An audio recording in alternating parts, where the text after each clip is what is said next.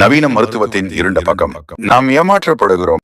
ஆரோக்கியத்தின் பேரால் நடக்கும் உலக மகா வியாபாரம் எப்படி என்பதை இந்த வீடியோவில் விரிவாக பார்ப்போம். திட்டமிட்டு மறைக்கப்பட்ட இயற்கை மருத்துவம். உங்கள் உடம்பை குணப்படுத்துகிறேன் என்று உங்களிடம் லட்சமாய் பணம் வாங்கும் உங்கள் மருத்துவர் அவர் அறியாமலேயே மனித குலத்திற்கு மிகப்பெரிய தீங்கு செய்து கொண்டிருக்கிறார் என்று சொன்னால் உங்களால் நம்ப முடிகிறதா? இவர்கள் எப்படி இந்த மருத்துவத் துறையை கைப்பற்றி மாற்றி எழுதினார்கள் என்ற உண்மையை தான் நாம் இன்றி பார்க்க போகிறோம். கொஞ்சம் யோசித்து பாருங்கள். மனித வரலாற்றிலேயே மிக மேம்பட்ட மருத்துவ தொழில்நுட்பம் நம்மிடம் இப்போதுதான் இருக்கிறது. இத்தனை ஸ்கேனிங் மெஷின்கள், இத்தனை அதிநவீன வசதிகள். ஆனால் முன்னெப்போதும் இல்லாத அளவுக்கு இன்று ஏன் நாள்பட்ட நோய்களும் புற்றுநோய்களும் வீட்டுக்கு வீடு பெருகிக் கொண்டிருக்கின்றன? சர்க்கரை நோய் என்று சொல்லப்படும் நீரிழிவு நோயை ஏன் குணப்படுத்த முடியாது? கட்டுப்படுத்தத்தான் முடியும் என்று வாழ்நாள் முழுவதும் நம்மை மாத்திரை சாப்பிட வைக்கிறார்கள். 100 வருடங்களுக்கு முன்பு உலகத்தில் அரிதாக கூட இல்லாத சுய தடுப்பாற்றல் நோய்கள், ஆட்டோ இம்யூன் கண்டிஷன்ஸ், இன்று ஏன் கோடிக்கணக்கான மக்களை பாயில் படுக்க வைத்திருக்கின்றன? நாம் நினைப்பது போல இது தற்செயலானது அல்ல. இதன் பின்னணியில் ஒரு மாபெரும் சதி ஒளிந்திருக்கிறது.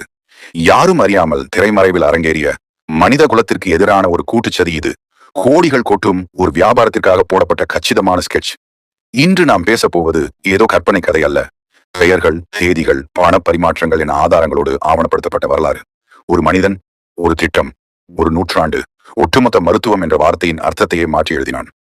20ஆம் நூற்றாண்டின் தொடக்கத்திற்கு முன்பு இந்த உலகம் எப்படி இருந்தது தெரியுமா? இன்று இருக்கும் இந்த இரசாயன மாத்திரைகள் எதுவும் அன்று கிடையாது. அன்று உலகம் முழுவதும் ஆதிக்கம் செலுத்திய மருத்துவ முறைகளைத்தான் இன்றைய கார்ப்பரேட் உலகம் மாற்று மருத்துவம், ஆல்டர்னேட்டிவ் மெடிசின் என்று கிண்டலாக ஒதுக்கி வைத்திருக்கிறது. அன்று மனிதர்கள் இயற்கையோடு வாழ்ந்தார்கள். இஸ்லாமிய, கிரேக்க, சீன மற்றும் ஆயுர்வேத மரபுகளில் பல்லாயிரக்கணக்கான ஆண்டுகளாக பயன்படுத்தப்பட்ட மூலிகை மருத்துவம் தான் அன்று முதன்மையாக இருந்தது. உலக புகழ்பெற்ற அறிஞர் இப்னு சீனா எழுதிய அல் கானூன் ஃபித்திப், மருத்துவத்தின் விதிகள் என்ற புத்தகம் 17ஆம் நூற்றாண்டு வரை ஐரோப்பிய பல்கலைக்கழகங்களில் முதன்மை பாட புத்தகமாக இருந்தது. அது முழுக்க ஊட்டச்சத்து, மூலிகைகள், நல்வாழ்வு மற்றும் உடலின் சுய குணப்படுத்தும் ஆற்றலை மட்டுமே பேசியது. அது மட்டுமா?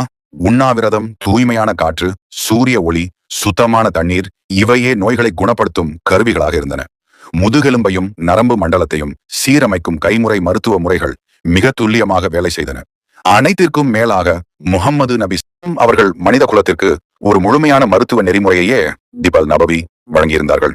தேன், கருஞ்சீரகம், ஹிஜாமா, ஆலிவ் எண்ணெய், பேரிச்சம்பழம், சரியான தூக்கம், மனித உடலை படைத்த இறைவனால் அங்கீகரிக்கப்பட்ட உன்னதமான வழிகாட்டுதல் அது.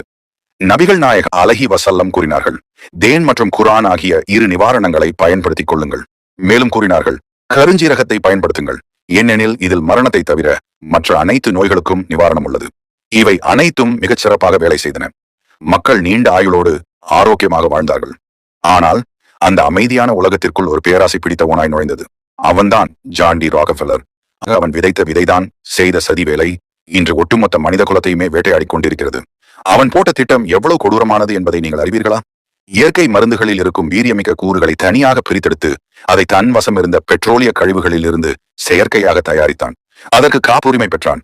பிறகு தனக்கு போட்டியாக இருந்த அனைத்து இயற்கை மருத்துவ முறைகளையும் வேரோடு அழிக்கத் தொடங்கினான். 1901 ராக்பெல்லர் மருத்துவ ஆராய்ச்சி நிறுவனம் தொடங்கப்படுகிறது. 1910 ஆப்ரஹாம் ஃபிளெக்ஸ்னர் என்பவருக்கு பணம் கொடுத்து அமெரிக்காவின் அனைத்து மருத்துவ பள்ளிகளையும் ஆய்வு செய்ய வைக்கிறான். அங்கு உருவானதுதான் தி ஃபிளெக்னர் ரிப்போர்ட். இந்த அறிக்கை என்ன சொன்னது தெரியுமா? இரசாயன மருந்துகளையும் லேபார்டரிகளையும் முதன்மையாக கொண்டு கற்பிக்காத எந்த ஒரு மருத்துவ பள்ளியும் அறிவியலற்றது. எனவே அவற்றை உடனே மூட வேண்டும். அதற்கடுத்து நடந்தது ஒரு கொடூரமான வேட்டை. மூலிகை மருத்துவம், இயற்கை மருத்துவம், சுண்ணா மருத்துவம், ஹோமியோபதி மருத்துவம் இவை அனைத்தும் சொல்லிக் கொடுத்த பள்ளிகளின் நிதிகள் நிறுத்தப்பட்டு அவை அனைத்தும் பலவந்தமாக மூடப்பட்டன. ராக்பெல்லரின் மருந்து பாடத்திட்டத்தை ஏற்றுக்கொண்ட பள்ளிகளுக்கு பணம் வாரி வழங்கப்பட்டது. சட்டங்கள் மாற்றப்பட்டன. ராக்பெல்லரின் மருந்து பள்ளிகளில் படித்து வந்தவர்களுக்கு மட்டுமே டாக்டர் என்ற உரிமம் வழங்கப்பட்டது. வெறும் 15 வருடங்களில் அமெரிக்காவில் இருந்த 155 மருத்துவ பள்ளிகளின் எண்ணிக்கை வெறும் 31 ஆக குறைந்தது. 120க்கும் மேற்பட்ட இயற்கை மருத்துவ பள்ளிகள் உலக வரைபடத்திலிருந்து துடைத்து எறியப்பட்டன. அடுத்ததாக அவன் செய்ததுதான் மிகப்பெரிய உளவியல் துரோகம். வார்த்தைகளின் அர்த்தங்களை மாற்றினான். காப்புரிமை பெற்ற இரசாயன மாத்திரைகள் மட்டும்தான் உண்மையான மருத்துவம் என்று பாடப்புத்தகங்கள் மாற்றி எழுதப்பட்டன. உடலின் ஊட்டச்சத்தை பற்றியோ நோயின் மூல காரணத்தை பற்றியோ பேசும் வார்த்தைகளே பாடத்திட்டத்திலிருந்து அறுவை சிகிச்சை செய்து நீக்கப்பட்டன. தன் காசில் இயங்கிய செய்தித்தாள்கள் மூலம் பரம்பரை இயற்கை மருத்துவர்களை போலி மருத்துவர்கள் என்றும் மூலிகை மருத்துவர்களை பில்லி சூனியக்காரர்கள் என்றும் முத்திரை குத்தினான். ரசாயன மருந்துகளை எழுதி கொடுக்க மறுத்த மருத்துவர்களின் உரிமங்கள் பறிக்கப்பட்டன. அறிவியல் உண்மையை தேடி ஓடவில்லை, அது ராக்பெல்லரின் பணத்தை தேடி ஓடியது. மூலப்பொருள் பெட்ரோலியம், ஆராய்ச்சி அவனுடைய பல்கலைக்கழகம், கல்வி அவனுடைய பாடத்திட்டம், உரிமம் அவனுடைய வாரியம், விற்கும் மருத்துவமனைகளும் அவனுடையதே. இது மருத்துவம் அல்ல, வெள்ளை அங்கி அணிந்த ஒரு சர்வதேச கடத்தல் கும்பல். இதன் பின்னணியில் இருக்கும் பிசினஸ் மாடல் என்ன தெரியுமா? ஒரு ஆரோக்கியமான மனிதன், இழக்கப்பட்ட ஒரு வாடிக்கையாளர். முழுமையாக குணமடைந்த நோயாளி மீண்டும் வரமாட்டான்.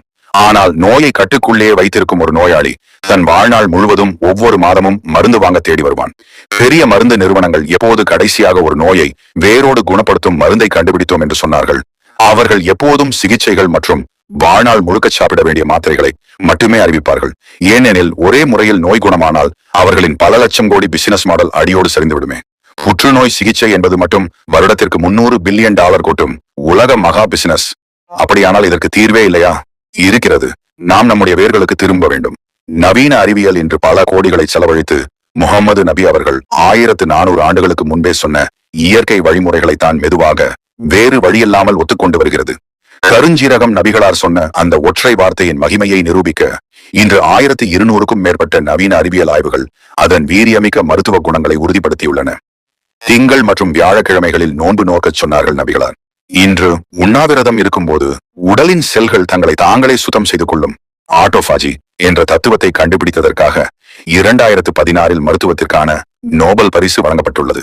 இஷாவுக்கு பின் சீக்கிரம் தூங்கி ஃபஜ்ருக்கு எழுவது உடலின் உயிரியல் கடிகாரத்திற்கு எவ்வளவு நல்லது என்று 2017 நோபல் பரிசு பெற்ற அறிவியல் கூறுகிறது. தினமும் 5 முறை உழு செய்வதன் மூலம் நோய் கிருமிகள் எப்படி அழிகின்றன என்று நுண்ணுயிரியல் வியந்து கூறுகிறது. ஆலிவ் எண்ணெய், இயற்கை தேன், ஹிஜாமா மாற்று சிகிச்சை என நம்மிடம் ஒரு மாபெரும் பொக்கிஷமே இருக்கிறது. நண்பர்களே, கொஞ்சம் நேர்மையாக சிந்திப்போம். இந்த வீடியோ உங்களை எல்லா மருந்துகளையும் தூக்கி எறிய சொல்லவில்லை. விபத்துகள், அவசர கால அறுவை சிகிச்சைகள், தீவிர தொற்று மேலாண்மை போன்றவற்றிற்கு நவீன அவசர கால மருத்துவம் நிச்சயம் தேவை. அது உயிரை காக்கக்கூடியதுதான். ஆனால் நாம் எதிர்க்க வேண்டியது இந்த கார்ப்பரேட் தத்துவத்தை தான். ரசாயனம் இல்லாமல் உடலால் வாழ முடியாது என்ற பொய் விதியைத்தான். இனிமேல் உங்கள் மருத்துவர் எழுதும் ஒவ்வொரு மருந்து சீட்டுக்கும் கேள்வி கேளுங்கள். டாக்டர், என் நோயின் மூல காரணம் என்ன? இந்த மாத்திரையை நான் ஏன் வாழ்நாள் முழுக்க சாப்பிட வேண்டும்? இதற்கு மாற்று உணவு முறை இல்லையா என்று கேளுங்கள். உங்கள் குடலை பாதுகாக்கும் இயற்கை உணவுகளுக்கு மாறுங்கள். முகமது நபி அவர்கள் கூறினார்கள், ஒவ்வொரு நோய்க்கும் அல்லாஹ் ஒரு நிவாரணத்தை இறக்கியுள்ளான். கார்ப்பரேட் உலகம் சொன்னது பொய். உங்கள் உடல் ஒரு குறைபாடு உள்ள இயந்திரம் அல்ல, அது இறைவனின் ஆகச்சிறந்த பேரற்புதம். விழித்துக் கொள்வோம், ஆரோக்கியமாய் வாழ்வோம்.